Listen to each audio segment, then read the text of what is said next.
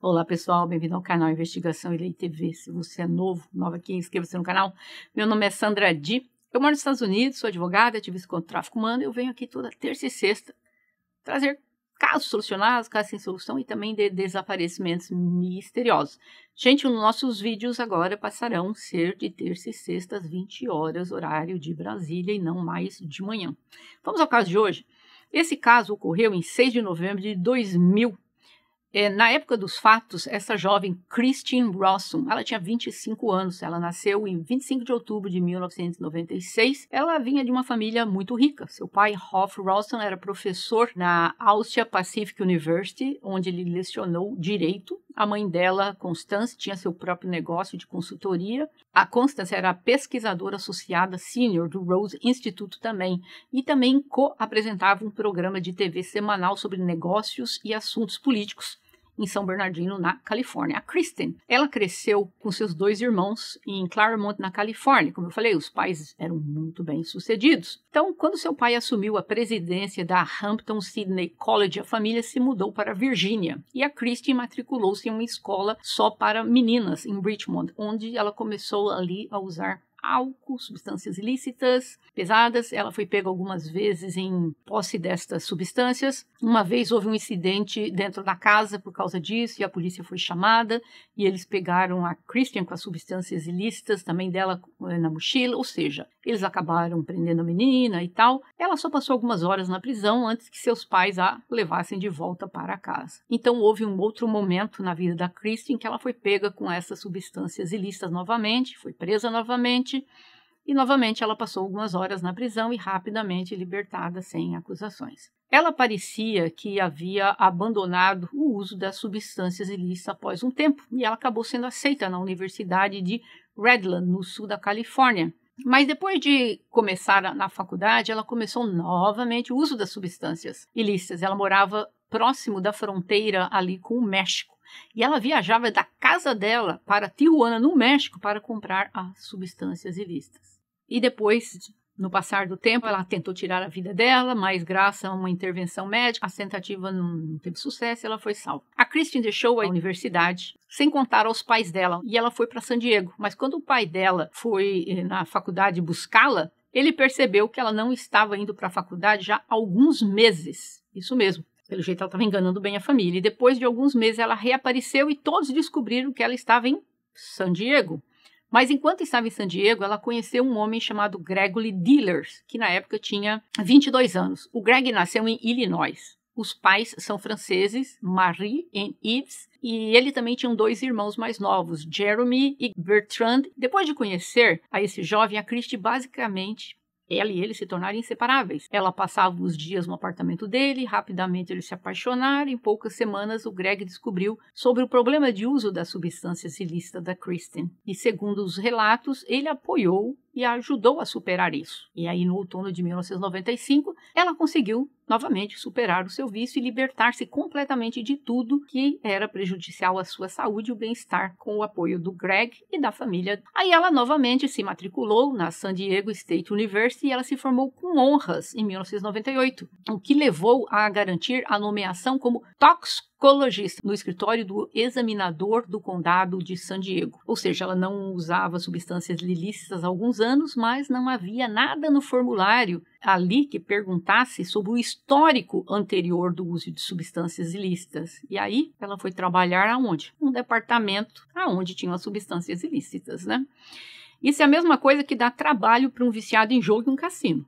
Porque o trabalho dela era exatamente trabalhar com essas substâncias ilícitas. Ela se formou na faculdade com honras, como eu falei, e recebeu um diploma em bioquímica. Naquela época, o Gregory já havia concluído a educação dele universitária e ele trabalhava há vários anos em uma agência analítica. Então, após 5 anos de namoro, eles se casaram. Mas antes de casar, a Kristen disse à mãe que não tinha certeza de que queria continuar com o casamento. Mas a mãe dela levou isso como apenas um nervosismo normal antes do casamento. E o casamento com o Gregory e a Kristen ocorreu e durou pouco mais de 1 ano e meio. Inicialmente, tudo foi bom, tudo maravilhoso, ambos eram jovens, felizes. Aí, depois do casamento, a Kristen começou a dizer às pessoas que o Greg era um pouco sufocante, porque ele era muito pegajoso e as coisas não estavam indo bem. Mas para o Greg, ele achava que o seu relacionamento com ela estava indo tudo bem. Ele a amava, achava que ela também o amava, ele estava animado com o progresso que ela havia feito na vida dela. Mal sabia ele. Ele estava animado, ele queria ter filhos com ela, então o casal tinha um prospecto bom para o futuro. E eis que a polícia recebeu um telefonema frântico de uma jovem dizendo que seu marido estava inconsciente no quarto do casal. A polícia, ao chegar no quarto do casal, viu Greg descoberto inconsciente no chão do quarto e meio a pétalas de rosa e uma fotografia do casamento dele colocada perto do travesseiro. O diário da Kristen foi encontrado espalhado ali no chão. A polícia imediatamente achou a cena estranha. Ele estava, como eu falei, com várias pétalas de rosa ao redor dele. Mantenham essa informação. O Greg foi rapidamente levado às pressas para o hospital, mas ele já havia falecido à sua chegada. A Kristen imediatamente fez uma declaração oficial às autoridades, alegando que seu marido havia tirado a própria vida. Ela disse aos detetives que no dia anterior ele estava profundamente chateado, deprimido, consumiu uma quantidade excessiva de álcool, tomou antidepressivos poderosos. A polícia de San Diego não se apressou em investigar, principalmente porque tudo parecia simples. Mas a família do Greg ficou chocada com o falecimento dele. Eles não acreditavam em minuto algum que o Greg teria cometido um ato tão impossível, tirando a vida dele. Ele era um indivíduo jovem, saudável, bem-sucedido, não tinha histórico de abuso de substâncias. Um dos irmãos do Greg, o Jeremy, estava convencido de que algo estava errado e suspeitou que a Kristen poderia estar, de alguma forma, envolvida no falecimento do irmão dele. E ele teve seus motivos para desconfiar da Kristen. Ele compartilhou um incidente que ocorreu quando os três eram estudantes. O Greg e o Jeremy dividiam um apartamento durante esses tempos na universidade. E quando a Kristen entrou na vida do Greg, ela se mudou para o apartamento com eles. Por um período, tudo ali parecia indo bem. Mas o Jeremy percebeu que vários itens, dinheiros e cheques estavam desaparecendo misteriosamente. Naturalmente, as suspeitas recaíram sobre o Kristen e, apesar dela negar, os itens perdidos naquela época foram encontrados em uma das bolsas dela, o que levou a uma série de desavenças entre os irmãos. E o Jeremy foi forçado a deixar o apartamento, ao contrário do irmão dele. O Jeremy nunca acreditou verdadeiramente na Kristen, considerando-a uma mentirosa, patológica, uma manipuladora. O Jeremy contactava a polícia regularmente após o falecimento do irmão e pedia por uma nova investigação. No final, os investigadores consideraram os argumentos do Jeremy não totalmente fundados e decidiram reabrir o caso, devido ao potencial conflito de interesse. Já chego lá.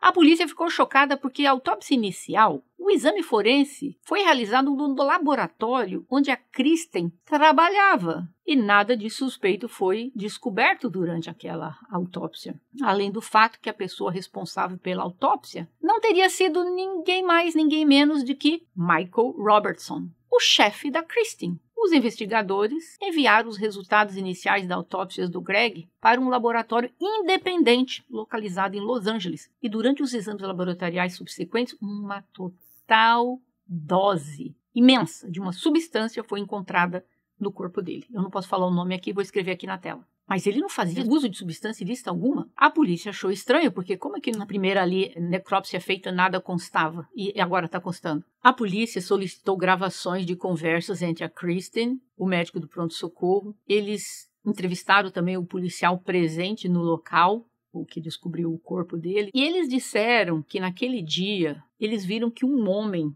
a abraçou. Ele estava abraçado com ela. Mas não parecia aquele abraço de quem está confortando uma viúva, né? Parecia um abraço mais diferente.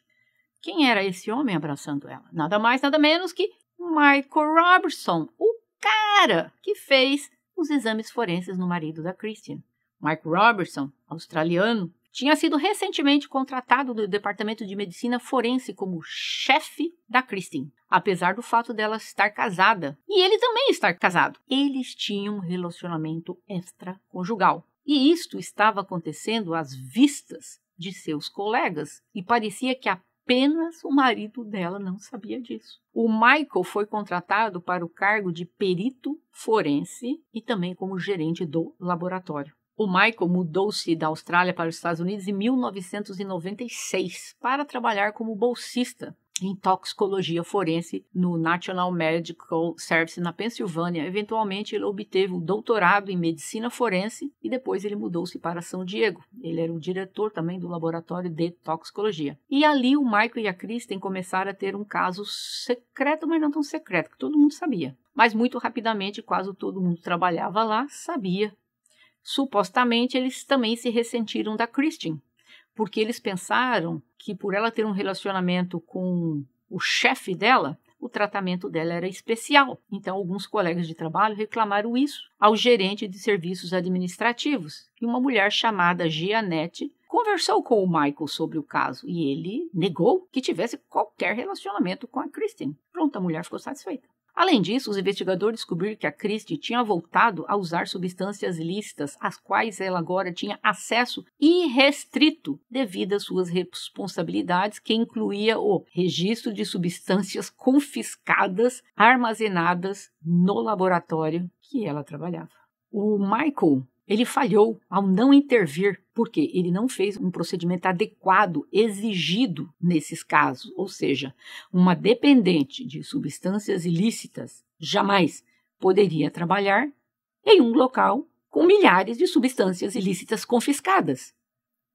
E ele sabia. Eles decidiram realizar buscas, então, no escritório da Kristen e do Michael. Eles descobriram que o casal havia participado recentemente de uma conferência onde apresentaram pesquisas patrocinadas pelo seu empregador, discutindo a pesquisa do produto que foi encontrado no corpo do Greg.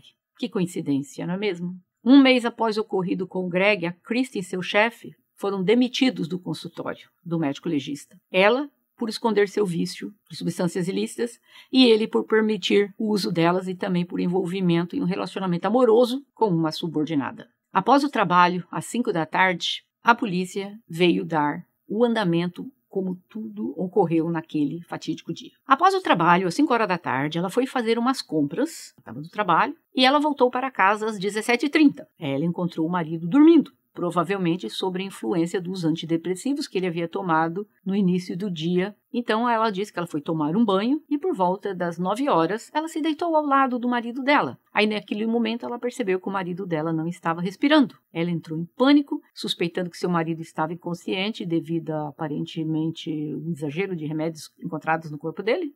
Ela chamou o serviço de emergência em 4 de janeiro de 2002. Ela foi presa em 5 de junho de 2001, 7 meses após o falecimento do Greg. A fiança dela foi equivalente a 600 milhões de reais. E ela teria que pagar 10% desse valor. E os pais dela pagaram para que ela esperasse o julgamento em liberdade. Ou seja, 70 milhões de reais para a moça esperar em liberdade. A promotoria alegou que a Kristen tirou a vida do marido dela intencionalmente para impedi-lo de revelar aos seus superiores que ela estava tendo um caso com o chefe dela, que ele havia descoberto e que ele sabia que ela estava usando substâncias ilícitas que ela estava roubando do laboratório onde ela trabalhava. Em contraste, os advogados da defesa argumentaram que o Greg tinha tendências para tirar a própria vida. Os detetives apresentaram evidências convincentes de que a jovem agiu deliberadamente, com frieza. De acordo com os relatos das testemunhas, no dia do falecimento do Greg,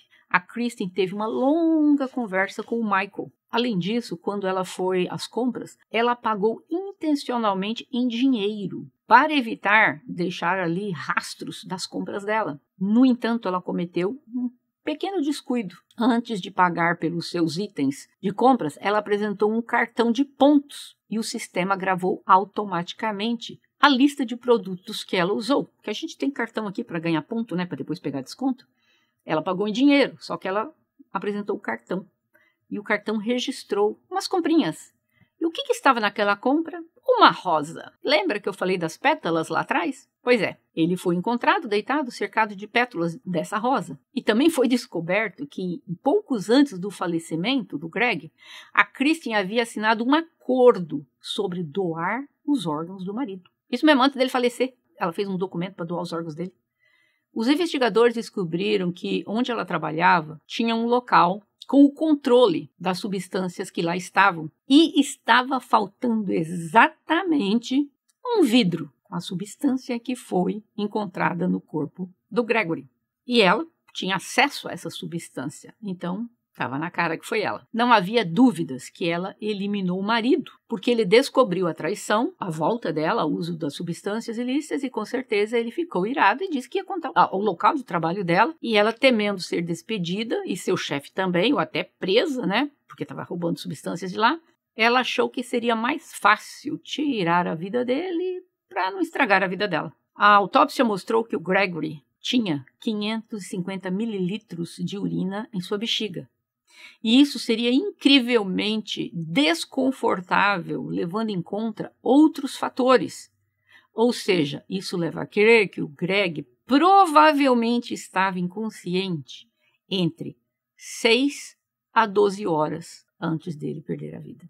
De acordo com o Dr. Blackburn, o homem, né, que fez ali o exame toxicológico, ele disse que havia um nível de uma medicação muito grande no corpo dele. Essa medicação é usada como um sonífero potente. Mas isso não chegaria ao ponto de causar o falecimento dele. Ou seja, era possível que ele foi dado esse sonífero potente e uma vez, em sono profundo, ela tenha injetado esse outro produto nele. Era possível, segundo as autoridades, crer nesta teoria, porque existiam muitos fatores ali colaborando para isso. A medicação faltando no laboratório onde ela trabalhava, todo mundo sabia que ele não usava nada ilegal, ele é um rapaz que tinha uma carreira de sucesso, ele estava feliz, não havia razão para ele tirar a vida dele, então estava muito claro que ela tomou essa decisão.